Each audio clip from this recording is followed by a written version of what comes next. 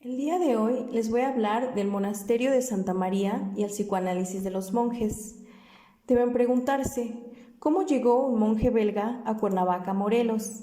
Para eso tenemos que retroceder un poco. Tenemos que ir al monasterio benedictino de San Andrés, situado en el noroeste de Bélgica. Se encontraban ahí unos jóvenes procedentes de todo el mundo, incluyendo al padre Hildebrando, un mexicano, hijo de una de las familias más ricas de México, y el padre Lemercier de Mount César y el padre Benedicto del monasterio de Mareduce. Y ahí iniciaron los planes para un monasterio benedictino en América. El primer intento fue en la ciudad de Guadalajara, pero debido al clima y su poco éxito, decidieron reubicarse. Con una carta de recomendación del obispo de Sonora, el padre Hildebrando y el padre Benedicto pidieron a la diócesis de Cuernavaca, Morelos, algún terreno para su fundación y lo recibieron aquí amablemente, con la única condición que se tenía que encargar de una parroquia en un pueblito llamado Santa María. Fueron presentados ante el ayudante municipal, con el fiscal y con el sacristán, y fueron presentados como los futuros parroquios del lugar. Esto fue antes de la llegada del padre Gregorio Lemercier, ya que él se quedó liquidando algunas cuentas en el monasterio de Guadalajara. Cuando desaparece el padre Benedicto, le hablan con urgencia al padre Lemercier para que la gente no note la ausencia de los padres. Posterior a su llegada, inician el reclutamiento para el monasterio en los poblados de Huitzilac y Santa María. Todos cuestionaban la llegada de monjes benedictinos a Morelos, no entendían muy bien el objetivo de un monasterio. Después se ausenta el padre Hildebrando y con su ausencia el padre Gregorio tuvo que asumir la responsabilidad de ambas parroquias y la fundación del monasterio.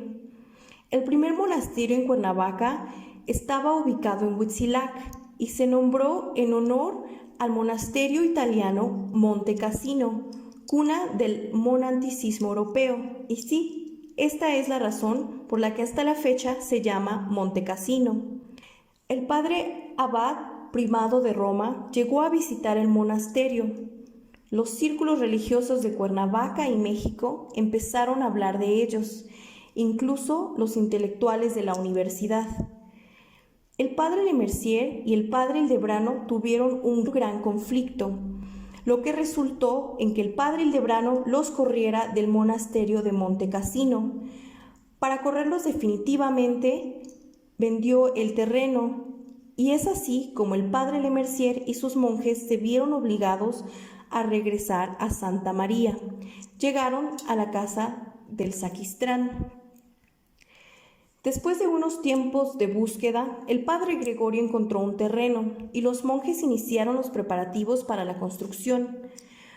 Pero al ver un militar en la zona, preguntaron qué ocurría y se enteraron de los planes de hacer una zona militar. Pero finalmente el terreno fue designado para la Universidad de Morelos. Así que los monjes decidieron que no era un lugar ideal para un monasterio. Su búsqueda continuaba. Después encontraron un terreno en donde iniciaron finalmente con arquitecto, planos, maestro de obra y albañiles su nuevo monasterio. Para el 1950 el monasterio ya estaba de pie, seguía en construcción, pero funcionaba, y lo nombraron Monasterio Benedicto de Nuestra Señora de la Resurrección, ubicado en Santa María, Aguacatitlán, Morelos. La llegada de este padre a Morelos fue el comienzo de un movimiento religioso, social y psicoanalítico. El padre Gregorio iniciaba a cuestionar la falta de vocación en los integrantes del monasterio. Se preguntaba por qué los monjes no tenían la vocación y abandonaban el proceso. Muchos de ellos se iban con mujeres del pueblo. Uno de los casos de éxito fue Fray Gabriel Chávez, que al concluir la universidad, la licenciatura en arquitectura, decidió unirse al monasterio. De ahí, él tomó el liderazgo sobre la finalización de la construcción del monasterio y él es ahora de los benedictos de Santa María. Por el año 1961 llega un joven universitario por el nombre de Mauricio al monasterio. Le platica al padre Gregorio su tratamiento psicoanalítico y le platica cómo le ayudó a mejorar y le sugiere que quizá eso necesitan los monjes para esclarecer su vocación. Así que el padre Lemercier opta por enviar a los monjes a platicar con Mauricio. Después de que el padre Lemercier se da cuenta que Mauricio no tiene la capacidad para atender a los monjes con esto que conoce como psicoanálisis, le pide retirarse. El padre Gregorio Lemercier no tenía conocimiento de lo que era muy bien el psicoanálisis, pero optó por buscar otro psicoanalista. Esta vez encontró a un doctor que seguía el psicoanálisis freudiano, pero este tampoco funcionó, hasta que en junio del 1962 iniciaron a asistir a sesiones psicoanalíticas en la Ciudad de México. Estas dieron el mejor resultado. Dieron tan buenos resultados, el analista se mudó a Rancho Cortés. Posteriormente se mudó cerca del monasterio. El objetivo de introducir el psicoanálisis a la vida de los monjes era como una forma de apoyo para la comprensión vocacional de la vida espiritual monástica y aliviar los conflictos neuróticos de los monjes. La coexistencia de los dos mundos causó un escándalo internacional. Tanto el Vaticano como las instituciones psicoanalíticas excluyeron a los miembros participantes.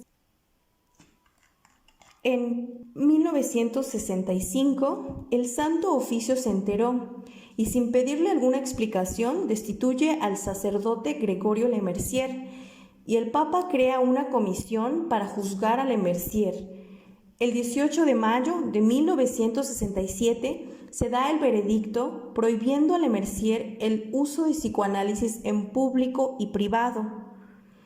Fue así como se pudo crear el Centro Psicoanalítico Emmaus, deslindándose ahora del monasterio.